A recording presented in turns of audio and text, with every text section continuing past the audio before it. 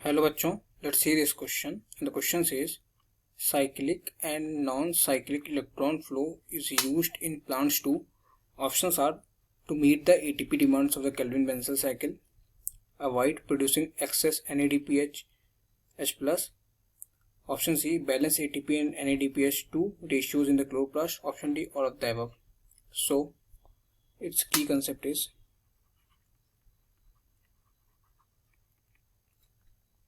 cyclic and non-cyclic phosphorylation या फिर phosphorylation नहीं लिखते हैं, लिख देते हैं इलेक्ट्रॉन फ्लो। अल्टीमेट एम तो देखिए एटीपी बनाना ही होता है, बट ठीक है, इलेक्ट्रॉन फ्लो। अब देखते हैं पहले साइक्लिक फॉस्फोराइलेशन क्या होता है। साइक्लिक फॉस्फोराइलेशन क्या होता है? साइक्लिक फॉस्फोराइलेशन होता है, ये होता कहाँ पे? ये होता है स्ट्रोमल लैमेली में। This occurs in stromal lamellae में होता है। इसमें होता क्या है ये देखते हैं। तो इसमें पहले तो साइक्लिक फॉस्फोराइलेशन में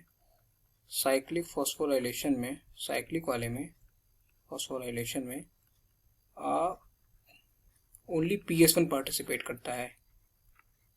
PS मतलब फोटो सिस्टम 1 पार्टिसिपेट करता है, और ये होता है, इसका रिएक्शन नंबर होता है P700, ये पार्टिसिपेट करता है। कैसे होता है? Let me show you. मान लीजिए ये PS1 है, दैट इज PS1 या P700 है। यहाँ से लाइट आ रही है, ये सन है, सन से लाइट आ रही है। ये लाइट इस पे गिरती है। जब ये PS1 पे गिरती है तो इसका इलेक्ट्रॉन एक्साइट हो जाता है, और जिसका इलेक्ट्रॉन एक्साइट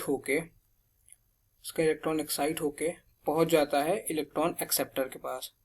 एक्साइट हुआ, ये पहुंच गया इलेक्ट्रॉन एक्सेप्टर के पास पहुंच गया।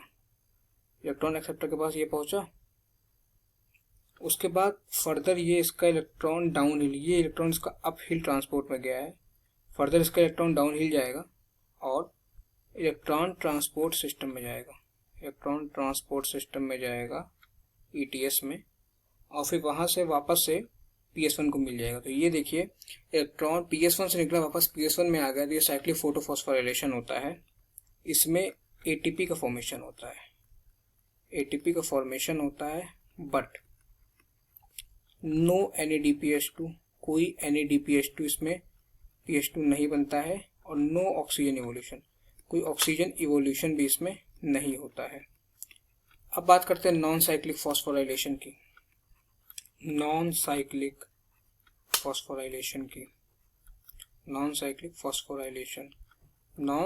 फॉस्फोराइलेशन में दोनों फोटो सिस्टम पार्टिसिपेट करते हैं।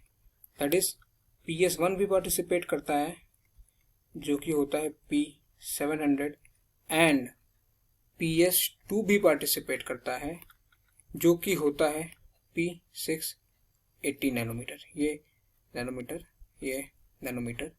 और ये नैनोमीटर, मतलब इतने वेवलेंथ की लाइट यूज होती है, तो वो एक्साइट होता है। अब इसको देखते हैं कि नॉन साइक्लिक वाला कैसे काम करता है।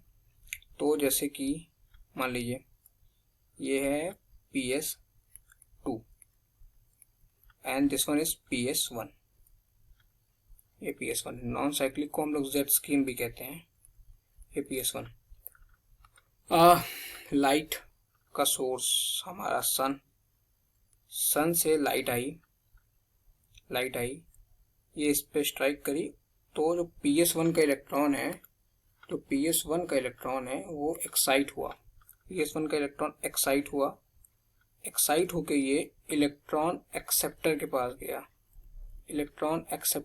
गया, एक्साइट होके, और फर्दर इलेक्ट्रॉन एक्सेप्टर के पास से ये तो अपहिल ट्रांसपोर्ट हो गया, इसका अपहिल ट्रांसपोर्ट। फिर इलेक्ट्रॉन एक्सेप्टर इसके इलेक्ट्रॉन को भेज देता है ETS में। ये वाला ट्रांसपोर्ट कैसा है? ETS वाला। तो ETS वाला ट्रांसपोर्ट है डाउन हिल ट्रांसपोर्ट है। ये है डाउन हिल ट्रांसपोर्ट, और ये वाला अप हिल ट्रांसपोर्ट था। ठीक है, डाउन हिल। फर्दर जो ये ETS वाला है ये फर्दर इसको भेजेगा PS1 के पास, और ये भी जो है डाउनहिल ही भेजेगा। This is also downhill transport. जैसे ही ये इस पे पहुंचा, इलेक्ट्रॉन PS1 का साइमल्टेनियसली एक्साइट हो गया, ये एक्साइट हो गया और ये पहुंच गया इलेक्ट्रॉन एक्सेप्टर के पास, ये भी पहुंच गया, इसका ये एक्साइट हुआ और ये भी इलेक्ट्रॉन एक्सेप्टर के पास पहुंच गया, और ये हो गया अपहिल ट्रांसपोर्ट, ये फर्दर अपहिल ट्रांसपोर्ट गया।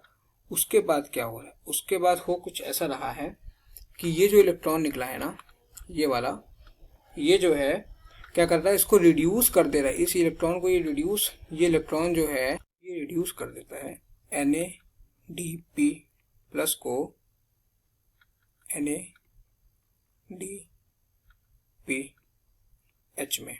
सो नॉन साइक्लिक में क्या हो रहा है, इसमें ATP का फॉर्मेशन हो रहा है, इसमें NADPH2 का फॉर्मेशन हो रहा है, NADPH2 का फॉर्मेशन। इसमें एक चीज़ और होती है, और वो चीज़ है कि यहाँ पे फोटोलाइसिस होता है वाटर का, 2 इलेक्ट्रॉन निकला प्लस 2H प्लस प्रोटॉन निकला, प्लस ये ऑक्सीजन का एवोल्यूशन हो रहा है यहाँ पे, और ये इलेक्ट्रॉन फर्दर ये एक्सटर्नल इलेक्ट्रॉन दोनों के जैसे बिहेव करता है वाटर, और ये PS2 के इलेक्ट्रॉन को ग्राउंड स्टेट में लेके आता है एक्साइटमेंट के बाद, और PS1 का इलेक्ट्रॉन ग्राउंड स्टेट में आता है PS2 के इलेक्ट्रॉन से, जो कि ये यहाँ से ETS से होके जा रहा है।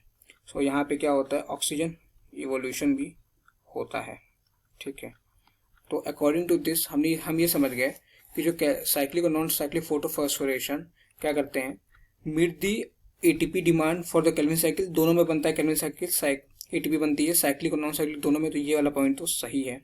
Avoid producing excess of NADPH plus सही है, क्यों, क्योंकि बस ये साइक्लिक में नहीं बनती है, नॉन साइक्लिक में बनती है, तो ये भी सही है।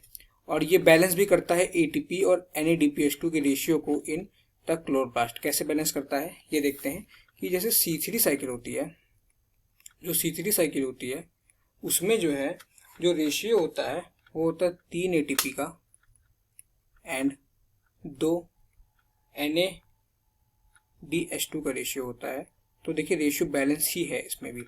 सो ये वाला पॉइंट भी सही है।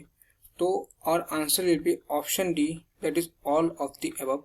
I hope you understood it well. Thank you and all the very best.